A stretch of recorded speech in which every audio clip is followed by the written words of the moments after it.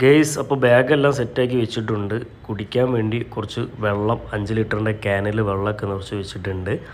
ഇന്ന് ഞാനൊരു യാത്ര പോവുകയാണ്. തമിഴ്നാട്ടിലും കേരളത്തിലും കൂടി മിക്സ് ആയിട്ടുള്ളൊരു യാത്രയാണ്. എൻ്റെ ബിസിനസ് ആവശ്യത്തിന് വേണ്ടിയിട്ടാണ് പോകുന്നത്. മീറ്ററെല്ലാം സീറോയിൽ വെച്ചിട്ടുണ്ട്.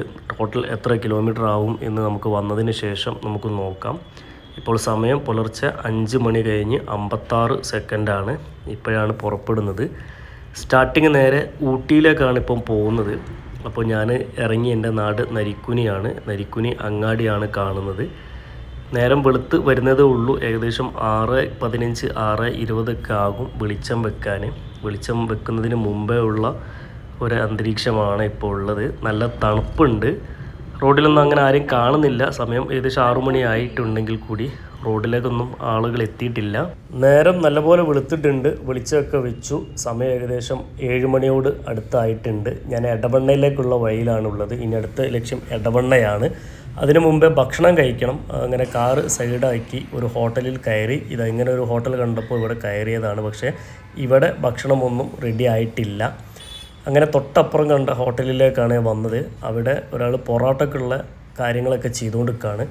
ഒരുപാട് പൊറോട്ട ഉണ്ടാക്കുന്നുണ്ട്. മൈദമാവൊക്കെ കുഴച്ച് വെച്ചിട്ടുണ്ട്. അപ്പോൾ ഇവിടെ പൊറോട്ടയുടെ കൂടെ നമുക്ക് അപ്പം, പുട്ട് ഒക്കെ കിട്ടും രാവിലെ തന്നെ. അപ്പോൾ ഞാൻ 2 ഇടിയപ്പം എന്ന് പറഞ്ഞാൽ നമ്മുടെ നാട്ടിൽ നൂൽപുട്ടെന്നാണ് പറയുക. നൂൽപുട്ട്, ചൂടുള്ള കടലക്കറിയും ഒരു പുഴുങ്ങിയ കോഴിമുട്ടയാണ് മേടിച്ച് കഴിച്ചത്. വേറെ ഒന്നും കൊണ്ടല്ല, രാവിലെ 7 മണി ആയതേ ഉള്ളൂ. അപ്പോൾ ഒരു ഹെൽത്തി ആയിക്കോട്ടെ എന്ന് കരുതിയിട്ടാണ് ഈ ഭക്ഷണം തിരഞ്ഞെടുത്തത്. ഇപ്പോൾ രാവിലെ നേരം നല്ലപോലെ വെളുത്തുകൊണ്ട് ഇനി ഭക്ഷണമൊക്കെ കഴിച്ച് ഒരു ഉന്മേഷമൊക്കെ വന്നു. ഇനി മെല്ലെ ഇവിടുന്ന് പുറപ്പെടുകയാണ്. ഏകദേശം നിലമ്പൂരാണ് ഇപ്പോൾ എത്തിയിട്ടുള്ളത്. ഇവിടെയൊക്കെ ഒരുപാട് കാഴ്ചകൾ കാണാനുണ്ട്. തേക്ക് മ്യൂസിയം ഉണ്ട്. പിന്നെ ഒരുപാട് കാഴ്ചകൾ നമുക്ക് നിലമ്പൂരിൽ തന്നെ കാണാനുണ്ട്. പക്ഷേ അതൊന്നും കാണാൻ വേണ്ടി നിൽക്കുന്നില്ല. ഞാനങ്ങനെ സ്ഥലങ്ങളല്ല കൂടുതലായിട്ടും എക്സ്പ്ലോർ ചെയ്യാൻ ഉദ്ദേശിക്കുന്നത്. പോകുന്ന വഴികൾ, റോഡിൽ കണ്ട കാഴ്ചകൾ, ഇതൊക്കെയാണ് ഞാൻ എക്സ്പ്ലോർ ചെയ്യാൻ വേണ്ടി ഉദ്ദേശിക്കുന്നത്. അപ്പോൾ താല്പര്യമില്ലാത്തവർ സ്കിപ്പ് ചെയ്ത് പോവുക. ഇത് ഞാനിപ്പോൾ നിലമ്പൂർ എത്തിയിട്ടുണ്ട്. നിലമ്പൂർ തേക്കിൻകാടിൻ്റെ നടുവിലൂടെയുള്ള റോഡിലൂടെയാണ് ഞാനിപ്പോൾ പോകുന്നത്. വളരെ രസമുള്ളൊരു വഴിയാണ്. നല്ല തണുപ്പുമുണ്ട് ഇവിടെ. രാവിലെ തന്നെ നല്ലൊരു അന്തരീക്ഷമാണ്. അപ്പോൾ ഈ വഴിക്ക് നേരെ അങ്ങനെ പോയി കഴിഞ്ഞിട്ടുണ്ടെങ്കിൽ നമുക്ക് ഊട്ടിയിലേക്ക് എത്താൻ വേണ്ടി പറ്റും. അപ്പോൾ ഇതിപ്പം നിലമ്പൂർ അങ്ങാടിയാണ് ഇപ്പം കണ്ടുകൊണ്ടിരിക്കുന്നത്. രാവിലെ ആയതുകൊണ്ടായിരിക്കും വല്ല തിരക്കൊന്നും കാണുന്നില്ല. ആളുകളൊക്കെ ഇങ്ങനെ ഇറങ്ങി തുടങ്ങുന്നതേ ഉള്ളൂ. തിരക്കൊക്കെ ആകുന്ന സമയത്ത് ഇവിടെ ബ്ലോക്കൊക്കെ വരും. നല്ല ബുദ്ധിമുട്ടാണ് റോഡ് അപ്പുറം വരെ എത്താൻ. പക്ഷേ ഇപ്പം തിരക്കൊന്നും ഇല്ലാത്തതുകൊണ്ട് വലിയ ബുദ്ധിമുട്ടൊന്നുമില്ല. ഈ കാണുന്നതൊക്കെ നിലമ്പൂർ അങ്ങാടിയാണ്. നിലമ്പൂർ അങ്ങാടിയൊക്കെ ഒരുപാട് മാറിപ്പോയി. ഒരുപാട് വികസനം നിലമ്പൂർ അങ്ങാടിയിലൊക്കെ വന്നിട്ടുണ്ട്. വലിയ വലിയ ബിൽഡിങ്ങുകളൊക്കെ വന്നു. അങ്ങനെ വീണ്ടും നിലമ്പൂർ കഴിഞ്ഞിട്ടും നിലമ്പൂരിൽ നമ്മൾ കാട്ടിലൂടെ തന്നെയുള്ള യാത്ര പോലെയാണ്. തേക്കാണ്. അങ്ങനെ മുമ്പോട്ട് പോകുമ്പോഴാണ് അവിടെ എന്തോ ഒരു ചെറിയൊരു ആക്സിഡൻറ്റ് സംഭവിച്ചിട്ടുണ്ടെന്ന് തോന്നുന്നു. അതേ ആക്സിഡൻറ്റ് തന്നെയാണ്.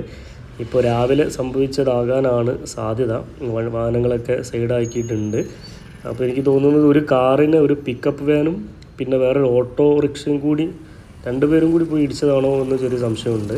അപ്പോൾ ഇങ്ങനത്തെ കാഴ്ചകളെ കാണുമ്പോൾ നമുക്ക് ഒരു വിഷമമാണ്. രാവിലെ തന്നെ ഇങ്ങനത്തെ കാഴ്ചയാണ് കണ്ടത്. അപ്പോൾ വണ്ടിയൊക്കെ ശ്രദ്ധിച്ച് ഓടിക്കുക എല്ലാവരും. അപ്പോൾ ഞാനും വണ്ടിയൊക്കെ ശ്രദ്ധിച്ചിട്ട് തന്നെയാണ് ഓടിക്കുന്നത്. അപ്പോൾ ഇനി നമുക്ക് നേരെ ഗുഡല്ലൂരാണ് അടുത്ത ഡെസ്റ്റിനേഷൻ ഉള്ളത്. ഗുഡല്ലൂരിലേക്ക് പോകുന്ന വഴിക്കുള്ള കാഴ്ചകളാണ് ഇനി ഞാൻ നിങ്ങൾക്ക് കാണിച്ചു തരാൻ വേണ്ടി പോകുന്നത്. പോകുമ്പോഴൊക്കെ ഇതേപോലുള്ള കാടുകൾ തന്നെയാണ്. റോഡിൽ നിന്നും അധികം ദൂരമില്ലാത്ത സ്ഥലത്താണ് കാടുകളൊക്കെ സ്ഥിതി ചെയ്യുന്നത്. കാട്ടിലൂടെ ഉള്ള യാത്ര പോലെ തന്നെയാണ് ഫീൽ ചെയ്യുന്നത്. നല്ല ഒരു വൈബാണ്. പോകുന്ന സമയത്തൊക്കെ ഏകദേശം കോടയൊക്കെ ഇറങ്ങിയിട്ടുണ്ട്. മഞ്ഞൊക്കെ കണ്ടുകൊണ്ട് തന്നെ നമുക്ക് യാത്ര പോകാൻ വേണ്ടി പറ്റുന്നുണ്ട്. ഇങ്ങനെ പോയിക്കൊണ്ടിരിക്കുന്ന സമയത്ത് നമുക്ക് ബ്ലോക്കൊക്കെ ഇപ്പോൾ അനുഭവപ്പെടാൻ വേണ്ടി തുടങ്ങി. ഇതുവരെ വരുമ്പോൾ വലിയ ബ്ലോക്കൊന്നും ഇല്ലായിരുന്നു. ഇപ്പോൾ ചെറുതായിട്ട് ബ്ലോക്കൊക്കെ വരുന്നുണ്ട്. ഇവിടുത്തെ ചരിത്രങ്ങളൊക്കെ പറയുകയാണെങ്കിൽ ഒരുപാട് കാര്യങ്ങളും ചരിത്രങ്ങളൊക്കെ പറയാനുണ്ട്. നമുക്കതൊക്കെ വിശദമായിട്ട് മറ്റൊരു വീഡിയോയിൽ ഞാനത് ഉൾപ്പെടുത്തുന്നുണ്ട്. ഇപ്പം നമുക്ക് ആദ്യം റോഡ് കാഴ്ചകൾ മാത്രം കണ്ടിട്ട് നമുക്ക് പോകാം. ഇങ്ങോട്ട് വരുന്ന സമയത്ത് തിരക്ക് സ്വല്പം കൂടിക്കൂടി ഇങ്ങനെ വരുന്നുണ്ടായിരുന്നു. അപ്പോൾ അതുകൊണ്ട് തന്നെ കുറച്ച് ബ്ലോക്കിലൊക്കെ പെട്ടു. എന്നാൽ ഇപ്പം കുഴപ്പമില്ല. ഇപ്പം ബ്ലോക്കിൽ നിന്നൊക്കെ രക്ഷപ്പെട്ടു നേരെ അങ്ങ് പോകുവാണ്. ഈ രാവിലത്തെ യാത്ര എന്ന് പറഞ്ഞിട്ടുണ്ടെങ്കിൽ ഒരു പ്രത്യേക സുഖമുള്ള യാത്രയാണ്. രാവിലെ യാത്ര പോയ ആളുകൾക്കൊക്കെ അറിയാം. രാവിലത്തെ യാത്ര എന്ന് പറയുമ്പോൾ വളരെ ഒരു ഉന്മേഷമുള്ള യാത്രയും രാവിലെ നേരം പുലർന്നു വരുന്ന സമയത്ത് നമ്മൾ യാത്ര ചെയ്യുമ്പോൾ നമ്മളെ മൈൻഡ് ഒരു റീഫ്രഷ് ആകുന്ന ഒരു ഫീലൊക്കെയാണ് നമുക്ക് കിട്ടുക. എനിക്ക് ഭയങ്കര ഇഷ്ടമാണ് രാവിലെ പുലർച്ചയ്ക്കുള്ള യാത്രയിൽ. സാധാരണ സാധാരണ ഇതിലും നേരത്തെയാണ് ഞാൻ ഇറങ്ങാറുള്ളത്. പക്ഷേ ഇപ്പോൾ എനിക്ക് ഏകദേശം 10 മണി 11 മണിയൊക്കെ ആകുമ്പോഴേക്കും ഊട്ടിയിലേക്ക് എത്തിയാൽ മതി. അതുകൊണ്ടാണ് ഞാൻ ഒരു 5:45 ആ സമയത്ത് വീട്ടിൽ നിന്ന് ഇറങ്ങിയത്. അല്ലെങ്കിൽ ഞാൻ അതിനു മുമ്പേ തന്നെ ശരിക്കും 3 മണിക്ക് 4 മണിക്കൊക്കെ ഇറങ്ങാറുണ്ടായിരുന്നു. അപ്പോൾ ആ സമയത്തൊക്കെ നേരം പുലർന്നു വരുമ്പോഴുള്ള കാഴ്ചകളും ആളുകളുടെ ഓരോ രീതികളൊക്കെ കാണുമ്പോൾ നല്ല നമുക്കൊരു പ്രത്യേക മനസ്സിന് സന്തോഷമുള്ള കാര്യങ്ങളാണതൊക്കെ. അപ്പോൾ നമ്മളിങ്ങനെ യാത്ര തന്നെയാണ്, റോഡിലൂടെയുള്ള യാത്ര തന്നെയാണ്. റോഡിലൂടെ പോകുന്ന സമയത്ത് നമുക്ക് കാണാൻ വേണ്ടി പറ്റുന്ന കാഴ്ചകളൊക്കെ ഞാൻ കാണിച്ചു തരാം. നമ്മളെ കേരളം ഇപ്പോൾ വിട്ട് കഴിഞ്ഞിട്ടുണ്ടെങ്കിൽ തമിഴ്നാട്ടിൽ എന്താണ് സ്ഥിതി എന്ന് നമുക്ക് നോക്കാം. ഇപ്പോൾ ഇതുവരെയുള്ള കേരളത്തിലെ റോഡുകളൊക്കെ നല്ല റോഡുകളാണ്. ഇതിന് മുമ്പേ റോഡൊക്കെ കുറച്ച് മോശമായിരുന്നു. നമ്മൾ ചെറുതായിട്ട് ചുരം ഇങ്ങനെ കയറാൻ തുടങ്ങിയിട്ടുണ്ട്. റോഡൊക്കെ വളരെ മോശമായിരുന്നു ഒരു 2 വർഷം മുമ്പേയൊക്കെ ഞാൻ വന്ന സമയത്ത്. ഇപ്പോൾ അതൊക്കെ മാറി റോഡൊക്കെ നല്ല അടിപൊളി റോഡാക്കിയിട്ടുണ്ട്. അത്യാവശ്യം വീതിയും ഉണ്ട്. നമുക്ക് നല്ല ബ്ലോക്കൊന്നും ഇല്ലാതെ സുഖകരമായിട്ട് നമുക്ക് യാത്ര ചെയ്ത് നമുക്ക് പോയി വരാൻ വേണ്ടി പറ്റുന്ന രീതിയിലാണ് ഇപ്പോൾ ഇവിടെ. ഇത് കേരളത്തിലത്തെ സ്ഥിതിയാണ് ഞാൻ പറഞ്ഞത്. തമിഴ്നാട് എത്തുമ്പോഴെങ്ങനെയാണെന്നുള്ളത് നമുക്ക് തമിഴ്നാട് എത്തിയതിന് ശേഷം നമുക്ക് നോക്കാം. ഈ ചുരം ഇങ്ങനെ കയറി പോകുമ്പോൾ എൻ്റെ ചെവിയൊക്കെ ഇങ്ങനെ അടഞ്ഞു പോകുന്നുണ്ട്. നിങ്ങൾക്ക് അങ്ങനെ ഫീൽ വരാറുണ്ടോ എന്നുള്ളത് നിങ്ങൾ കമൻറ്റ് ചെയ്യുക. എനിക്കിങ്ങനെ കയറ്റം കയറുന്ന സമയത്ത് പെട്ടെന്ന് എൻ്റെ ചെവിയൊക്കെ ഇങ്ങനെ അടഞ്ഞു പോകും. പിന്നെ ഒരു ബീപ്പ് എന്നുള്ള സൗണ്ട് മാത്രമേ ഒരു ചെവി കൂടി കേൾക്കുകയുള്ളൂ. പാറകളൊക്കെ പൊട്ടിച്ചിട്ടാണല്ലോ ഈ റോഡ് ഉണ്ടാക്കിയത്. അതുകൊണ്ട് തന്നെ പാറകൾക്കൊക്കെ ഇടയിലൂടെയാണ് നമ്മൾ യാത്ര ചെയ്യുന്നത്. ഏകദേശം ചുരത്തിൻ്റെ പകുതിയോളം ഞാൻ എത്തിയിട്ടുണ്ടെന്നാണ് തോന്നുന്നത്. കാരണം ഇടതുപക്ഷത്തേക്ക് നോക്കുന്ന സമയത്ത് നല്ല താഴ്ചയാണ്. അവിടെ കോട ഇങ്ങനെ മൂടിക്കിടക്കുവാണ്. അതിന് താഴ്ഭാഗത്തേക്കൊന്നും കൂടുതലായിട്ടൊന്നും കാണാൻ വേണ്ടി പറ്റുന്നില്ല. നല്ലൊരു മനോഹരമായിട്ടുള്ളൊരു ആംബിയൻസ് ആണ് ഇതിലൂടെ പോകുന്ന സമയത്ത് നമുക്ക് കിട്ടുക. നല്ല സൈലൻ്റാണ്, വലിയ തിരക്കില്ല, ബഹളങ്ങളോ അങ്ങനത്തെ ഒന്നുമില്ല. ചുരത്തിലിങ്ങനെ കണ്ടതാണ് ഇവിടെ എന്തോ ഒരു ഖബർസ്ഥാനൊക്കെ ഉണ്ട്. ആരും വരുന്നതായിട്ടൊന്നും ഇപ്പോൾ രാവിലെ ആയതുകൊണ്ടായിരിക്കും ആരും വന്നതായിട്ടൊന്നും കണ്ടില്ല. അപ്പോൾ ഈ ചുരത്തിൻ്റെ മുകളിലുള്ള ഖബർസ്ഥാനെപ്പറ്റി ആർക്കെങ്കിലും വല്ലതും അറിയും എന്നുണ്ടെങ്കിൽ ഒന്ന് ജസ്റ്റ് കമൻറ്റ് ചെയ്യുക. അറിയാത്ത ആളുകളൊക്കെ അതിനെക്കുറിച്ചൊന്ന് മനസ്സിലാക്കട്ടെ. ഞാനിങ്ങനെ പോകുന്ന സമയത്ത് കണ്ടതാണ് ഒരു കത്തിക്കരിഞ്ഞെടുക്കുന്ന ഒരു കാറാണ് ഇവിടെ കാണുന്നത്. കുറേ മുമ്പേ ഉള്ള കത്തിക്കരിഞ്ഞ് പോയതാണെന്ന് തോന്നുന്നത്. ഒന്നും അവശിഷ്ടങ്ങളൊന്നും ബാക്കി കിട്ടാത്ത പോലെ മൊത്തം കരിഞ്ഞു പോയിട്ടുണ്ട്. അതിനെക്കുറിച്ച് അറിയുന്ന ആളുകളുണ്ടെങ്കിൽ ജസ്റ്റ് ഒന്ന് കമൻറ്റ് ബോക്സിൽ രേഖപ്പെടുത്തണേ. സൂര്യനൊക്കെ ഇപ്പോൾ ഉദിച്ചു കഴിഞ്ഞു. ഏകദേശം തണുപ്പൊക്കെ മാറിയിട്ടുണ്ട്. ചെറുതായിട്ട് ചൂടാണ് ഇപ്പോൾ വരുന്നത്. അപ്പോൾ ഗ്ലാസ്സൊക്കെ ഇപ്പോൾ താഴ്ത്തിട്ടിട്ടാണ് വണ്ടി ഓടിക്കുന്നത്. ഇപ്പോൾ ഏകദേശം സമയം 9 മണി ഒക്കെ ആകാൻ വേണ്ടി പോകുന്നുണ്ട്. 9 മണി ആയിക്കൊണ്ടിരിക്കുന്നു. ഇപ്പോൾ റോഡൊക്കെ ഏകദേശം വലിയ കുഴപ്പമില്ല എങ്കിൽ കൂടി ചെറിയ ഒരു ബുദ്ധിമുട്ട് ഇങ്ങനെ വരുന്നുണ്ട്. നമ്മളിപ്പോൾ തമിഴ്നാട് ബോർഡറിലേക്ക് എത്തിയതാണ്. ബോർഡറിലേക്ക് എത്തുമ്പോഴുള്ള സ്ഥിതി ഇതാണ്. ഇവിടെ ചെറിയൊരു ടോള് കൊടുക്കണം. ഈ ടോള് കൊടുക്കാതെ നമുക്ക് അങ്ങോട്ടേക്ക് കടക്കാൻ വേണ്ടി പറ്റില്ല. സംഭവം എൻ്റെ വണ്ടിയിൽ പ്ലാസ്റ്റിക് കുപ്പിയും വെള്ളമൊക്കെ ഉണ്ട്. ഞാനത് കാട്ടിലൊന്നും ഒഴിവാക്കാറില്ല. എങ്കിൽ കൂടി അങ്ങനെ കൊണ്ടുപോകുന്നതിന് ഉള്ള ഫൈനാണ് എന്നാണ് പറയുന്നത്. എന്തായാലും സാരമില്ല. 30 രൂപയാണ് ഫൈനല്ല അതിൻ്റെ ചാർജ്. 30 രൂപ ചാർജ് കൊടുത്തു. ഇത് കൊടുക്കാതെ അങ്ങനെ അങ്ങോട്ട് പ്രവേശിക്കാൻ വേണ്ടി പറ്റില്ല. അപ്പോൾ നമ്മൾ ദേവാലയ വഴിക്കാണ് നമ്മൾ വരുന്നതെങ്കിൽ നമുക്ക് ഈ ഫീസ് കൊടുക്കാതെ തന്നെ നമുക്കങ്ങ് പോകാം. പക്ഷേ ദേവാലയയുടെ അപ്പുറത്ത് ഇതേപോലെ ചെക്ക് പോസ്റ്റ് ഉണ്ട്, അവിടെ കൊടുക്കേണ്ടി വരും. അങ്ങനെ നമ്മളിപ്പോൾ തമിഴ്നാട്ടിലേക്ക് ഇങ്ങനെ കയറി കഴിഞ്ഞിട്ടുണ്ട്. ഇനി നമ്മൾ അടുത്ത ലക്ഷ്യം ഇപ്പോൾ ഗുഡല്ലൂരാണ്. ഇപ്പോൾ നമ്മൾ നാടുകാണിയാണ് ഇപ്പോൾ കഴിഞ്ഞത്. നാടുകാണിയൊക്കെ കഴിഞ്ഞ് വരുമ്പോൾ നല്ല മനോഹരമായിട്ടുള്ള വ്യൂ ആണ് നമുക്ക് കാണാൻ വേണ്ടി പറ്റുക. തേയിലത്തോട്ടങ്ങൾ ഇങ്ങുമൊക്കെ എങ്ങ് നോക്കിയാലും തേയിലത്തോട്ടങ്ങൾ തന്നെയാണ് നമുക്ക് കാണാൻ വേണ്ടി പറ്റുന്നത്. നല്ല അതിമനോഹരമായിട്ടുള്ള വഴികളാണ്, ചെറിയ വഴികൾ അങ്ങോട്ടും ഇങ്ങോട്ടും പോകുന്ന വാഹനങ്ങൾ, അതിൻ്റെ സൈഡിൽ ചെറിയ ചെറിയ കടകൾ, ചെറിയ ബിൽഡിങ്ങുകൾ, അതിനിടയിലായിട്ട് തേയിലത്തോട്ടങ്ങൾ.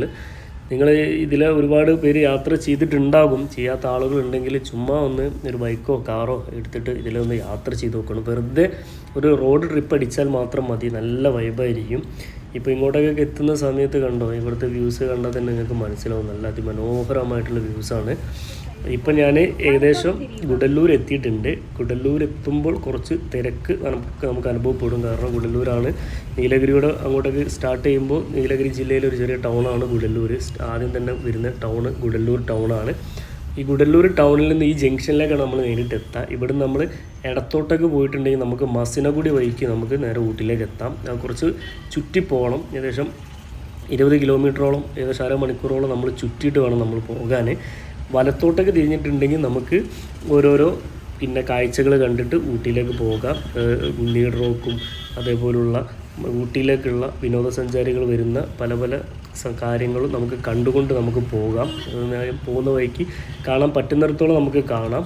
നമ്മൾ റോഡിൽ ഉള്ളതേ നമ്മൾ കാണുന്നുള്ളൂ. റോഡിൽ നിന്ന് കുറച്ച് അകലേക്ക് പോകേണ്ട കുറച്ച് സ്ഥലങ്ങളുണ്ട്.